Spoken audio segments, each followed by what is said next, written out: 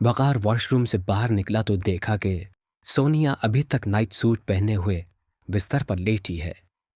चेहरे पर तकलीफ के आसार थे।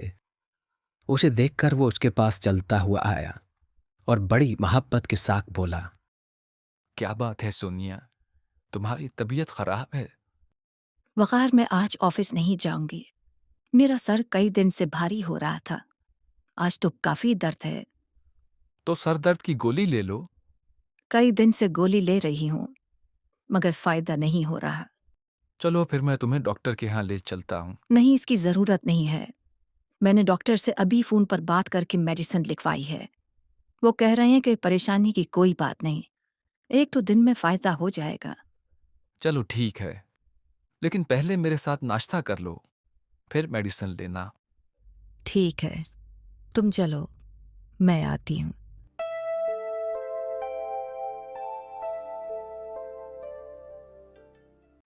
कई दिन हो गए सोनिया का दर्द ठीक नहीं हो रहा था। वकार उसे पहले अपने फैमिली फिजिशियन के यहाँ ले गया। वहाँ से भी फ़ायदा नहीं हुआ तो आखिरकार वकार ने शहर के एक बड़े न्यूरोलॉजिस्ट से वक्त ले लिया। उन्होंने सोनिया के कई टेस्ट कराए। कई दिन तक तशखीस का अमल जारी रहा। आज ये तमाम रिपोर्टें लेकर वकार डॉक्टर के पास आया था। वो जानबूझकर सोनिया को साथ नहीं लाया था। उसके जहन में कुछ खदशात थे। अब वो उन खदशात समेत डॉक्टर के सामने बैठा हुआ था। डॉक्टर काफ़ी देर तक उन रिपोर्ट्स को देखता रहा। फिर वकार से मुखातिब होकर बोला, मैं आपसे साफ बात करूंगा, इसलिए कि आप एक समझदार और मैच्योर आदमी हैं। आपकी बीवी को ब्रेन ट्यूमर है। ये सुनते ही वकार के सर पर गोया बम का धमाका हो गया। वो बेवकूफ़ हरगिज़ नहीं था। जानता था कि ब्रेन ट्यूमर का मतलब क्या होता है। गर्चे टेस्ट करवाते वक्त उसे ये अंदाज़ा हो चुका था कि मामला कुछ गड़बड़ हो चुका है, लेकिन दिल में एक उम्मीद थी कि डॉक्टर कोई अच्छी बात सुनाएगा। लेकिन अब उसके बदतरीन खदशात की तस्दीक हो चुकी थी। कुछ देर तक वो खामोश रहकर खुद पर काबू पाने की कोशिश करता रहा। फिर धीमी आवाज़ में डॉक्टर से दरियाफ्त किया, डॉक्टर, मुझे सच सच बताएं, ये मामला कितना नाजुक है?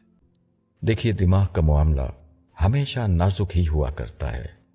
आप अल्लाह से दुआ कीजिए, हम भरपूर कोशिश करेंगे, लेकिन मैं आपको किसी धोखे में नहीं रखना चाहता। ये ग्रेड 4 ट्यूमर है और सूरत हाल अच्छी नहीं है। मेरा तजुर्बा बताता है कि आपकी अहलिया के पास बमुश्किल चंद हफ्ते या चंद माह हैं। वकार को ये सुनकर ज़बरदस्त झटका लगा। वो लम्हे भर के लिए सुन्न हो गया। फिर एक दूसरे इम्कान को डॉक्टर के सामने रखा। मैं दुनिया में कहीं भी इलाज कराने के लिए तैयार हूँ। आप बताइए कि मुझे कब और कहाँ जाना है। मेरे और सोनिया के पास अमेरिका का मल्टी एंट्री वीज़ा है। हम कल ही इलाज के लिए जा सकते हैं। मैं हर सूरत में अपनी बीवी को बचाना चाहता हूँ। मैं आपको मना नहीं करूंगा, आप कोशिश करके देख लें, लेकिन सर्जरी की किसी भी कोशिश की सूरत में कामयाबी का इम्कान बहुत कम है। केमोथेरेपी एक बेहतर मुतबादिल है। इस तरह वो किसी माजूरी वगैरह से महफूज रहेगी। मैं एक कोशिश जरूर करूंगा। ये कहते हुए वकार का लहजा बिल्कुल बुझा हुआ था।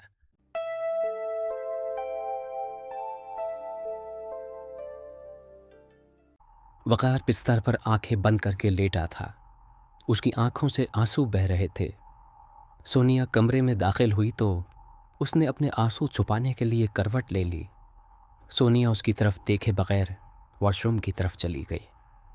थोड़ी देर में वो कपड़े तब्दील करके बाहर आई और वकार से कहा, वकार, मैं शॉपिंग के लिए बाहर जा रही हूँ, तुम खाना खा लेना। ये कहकर वो दरवाजे की समत बढ़ी तो पीछे से वकार की आवाज़ आई, हम 2 दिन बाद अमेरिका जा रहे हैं। सीट्स बुक हो चुकी हैं। कुछ वहां के लिए भी तैयारी कर लेना। उसकी बात पर सोनिया एकदम से मुड़ी। क्यों? यह अचानक क्या हुआ है? वकार बिस्तर से उठा, सोनिया के पास आकर उसका हाथ पकड़ा और उसे साथ लाकर अपने पास बेड पर बिठाते हुए बोला, तुम्हारी रिपोर्ट्स में कुछ पेचीदगी आई है। डॉक्टर का ख्याल है कि बाहर जाकर चेकअप करवा लें तो ज्यादा बेहतर होगा। سونیا سیدھی سادی گھریلو لڑکی نہیں تھی، برسوں سے ایک بڑا بزنس چلا رہی تھی۔ اسے معلوم تھا کہ اس طرح اچانک کروایا جانے والا کوئی چیک اپ معمول کا نہیں ہو سکتا۔ ڈاکٹر نے کیا کہا ہے؟ اس کی چھٹی حص نے اسے بتا دیا تھا کہ معاملہ گھمبیر ہے۔ پریشان ہونے کی بات نہیں ہے، معمولی سا ٹیومر ہے۔ امید ہے کہ ہم اس کا علاج کرنے میں کامیاب ہو جائیں گے۔ وقار نے اس سے نظریں چراتے ہوئے کہا۔ Brain tumour? سونیا کی زبان سے نکلا۔ اس سے آگے وہ ایک لفظ نہیں بول سکی۔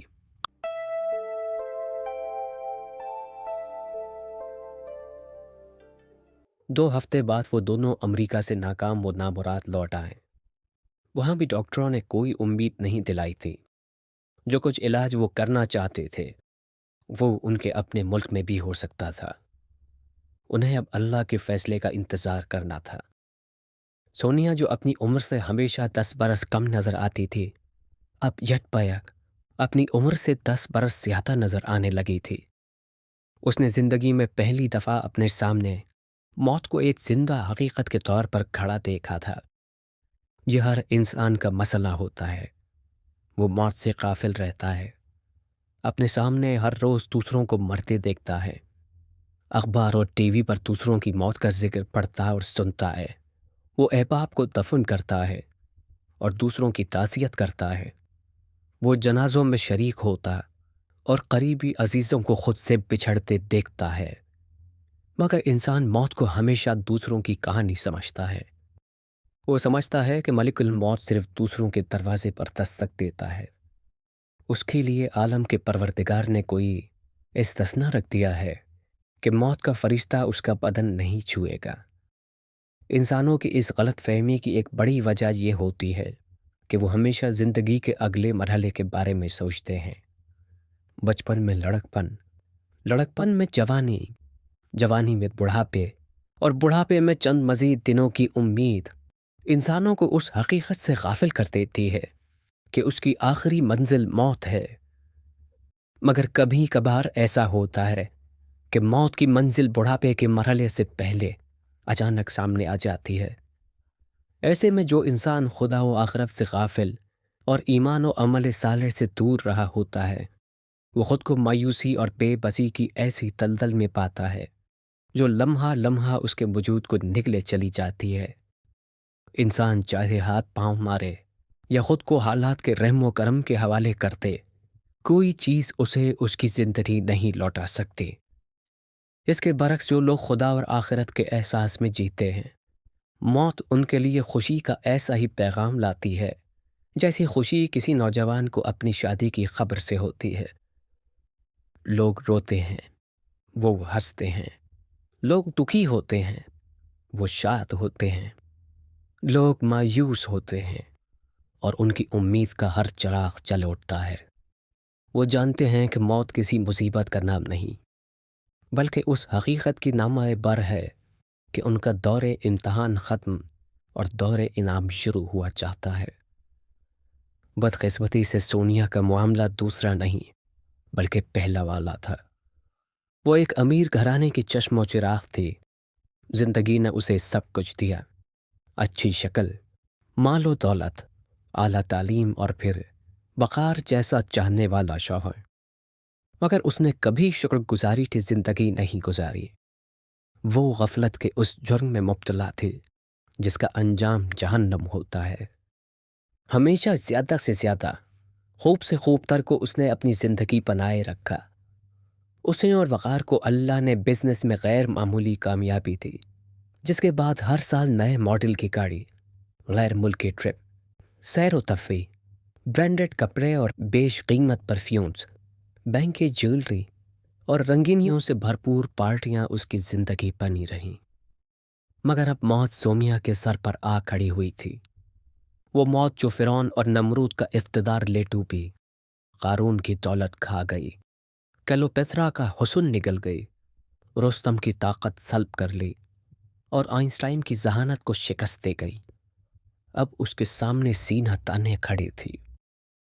اس کی کیا حیثیت تھی کہ وہ اس کا سامنا کر سکتی؟ اسے مرنا تھا، مگر مرنے کے احساس نے اسے وقت سے پہلے مار ڈالا تھا۔ جو لوگ مرنے کے احساس میں جیتے ہیں وہ موت کے وقت زندہ ہو جاتے ہیں، اور جو مرنے کے احساس میں نہیں جیتے وہ موت کو سامنے دیکھ کر وقت سے پہلے مر جاتے ہیں۔ یہی سونیا کے ساتھ ہوا تھا۔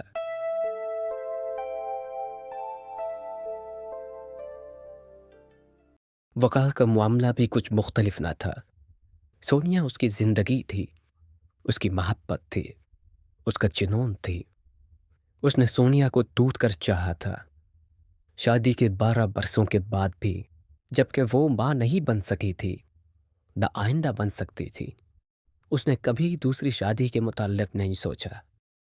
سونیا کے لیے تو اس نے اولاد کی فطری خواہش کو بھی کچل دیا تھا، مگر اب موت نے اس کے گھر کے دروازے پر خاموشی سے دستک دے دی تھی۔ موت کا ذکر اس نے سنا تھا، دوسروں کی موت کے بارے میں پڑھا تھا، مگر موت جب اپنے کشکول لیے کسی کے گھر آتی ہے تو کیا ہوتا ہے یہ اسے اب معلوم ہوا تھا۔ وہ اپنی ساری دولت موت کی جھولی میں ڈال دیتا، تب بھی اس نے لے کر اسی کو جانا تھا جسے وہ لینے آئی تھی۔ وہ سوچتا تھا کہ کاش یہ موت اسے آئی ہوتی تو وہ اتنا غمگین نہ ہوتا، مگر موت نے تو اس کی محبت کا انتخاب کیا تھا۔ اس کے بعد وقار کو ایک چلتی پھرتی لاش کی طرح جینا تھا، بالکل اسی طرح جیسے اس وقت سونیا کی کیفیت تھی، خاموش، اداس اور تنہا، جیتی جاگتی اور ہنستی بولتی سونیا اب بستر پر لیٹ کر موت کا انتظار کرنے والی ایک خالی روح بن کر رہ گئی تھی۔ مگر وقار کے لیے ابھی ایک دروازہ باقی تھا۔ یہ وہ دروازہ تھا جس کو کبھی اس نے سنجیدگی سے نہیں لیا تھا۔ یہ مذہب کا دروازہ تھا۔ اس نے یہ دروازہ کھٹکھٹانے کا فیصلہ کیا۔ وقار نے 5 وقت نماز مسجد میں پڑھنا شروع کر دی تھی۔ ہر نماز میں وہ دیر تک مصلی پر بیٹھ کر دعا کرتا تھا۔ یہاں سے کام نہیں بنا تو مذہب کے نام پر جو کچھ معاشرے میں رائج تھا وہ سب وقار نے آزمانے کا فیصلہ کیا۔ اس نے گھر میں مدرسے کے بچوں کو بلا کر قرآن خوانی اور دعا کرانی شروع کر دی۔ پیروں فقیروں کے پاس جا کر اور ان کے تعویذ لا کر بیوی کو گھول کر پلانے شروع کر دیے۔ جس نے جو وظیفہ بتایا وہ پڑھنا شروع کر دیا۔ منزل آیات شفا، رقیہ شلیہ سے لے کر مزاروں پر حاضری، چادریں چڑھانا، دیگے پکوا کر تقسیم کروانا، مدرسوں اور مسجدوں میں بڑے بڑے چندے دے کر دعا کروانا، غرض سارے راستے اس نے کنگھال ڈالے۔ مسلمانوں کے ہر فرقے کے پاس جو ممکنہ حل تھا وہ اس نے آزمایا، مگر کوئی موت کو دور نہیں کر سکا۔ مذہب کے ساتھ حکمت اور ہومیوپیتھی جیسے علاج کا سلسلہ بھی چلتا رہا، مگر رفتہ رفتہ سونیا کی کیفیت بگڑتی گئی۔ کئی دفعہ اس کو ہسپتال میں داخل کیا گیا، مگر پھر ڈاکٹروں نے واپس گھر بھیج دیا۔ ایک رات 3 بجے جب سونیا کی طبیعت بہت خراب تھی تو وہ بہت بے چین ہو گیا۔ اس نے وضو کیا اور خدا کے حضور کھڑا ہو گیا، مگر یہ نماز ایک نماز نہیں تھی، خدا کے خلاف اعلان جنگ تھا۔ اس نے نماز کے بعد جو دعا کی وہ اعلان بغاوت تھا۔ یا اللہ، میں نے تیرے نام پر کھڑے ہر شخص سے رجوع کیا ہے، ہر دروازے کو کھٹکھٹایا ہے، ہر شخص نے مجھے یقین دلایا ہے کہ معجزہ ہو جاتا ہے، مگر کوئی معجزہ نہیں ہوا۔ پروردگار تو میری بیوی کو شفا دے، اور اگر نہیں دے سکتا تو پھر تجھ میں اور بتوں میں کیا فرق ہے؟ تو اگر ہے تو مجھے جواب دے، اور جواب نہیں دیا تو اس کا مطلب ہے کہ تو موجود ہی نہیں ہے۔ پروردگار مجھے معجزہ چاہیے، تو یہ معجزہ نہیں کرے گا تو پھر میں تیرا تو کچھ نہیں بگاڑ سکتا، لیکن اس کے بعد تو کبھی میرا سر اپنے سامنے جھکا ہوا نہیں پائے گا۔ یہ کہہ کر وہ پھوٹ پھوٹ کر رونے لگا۔ نہ جانے کتنی دیر تک وہ اسی طرح روتا رہا اور آخرکار وہی مصلی پر سو گیا۔ اگلی صبح سونیا کا انتقال ہو گیا۔ اس نے سونیا کی نماز جنازہ پڑھ لی، اس لیے کہ اس میں سجدہ نہیں ہوتا تھا، مگر یہ اس کی زندگی کی آخری نماز تھی۔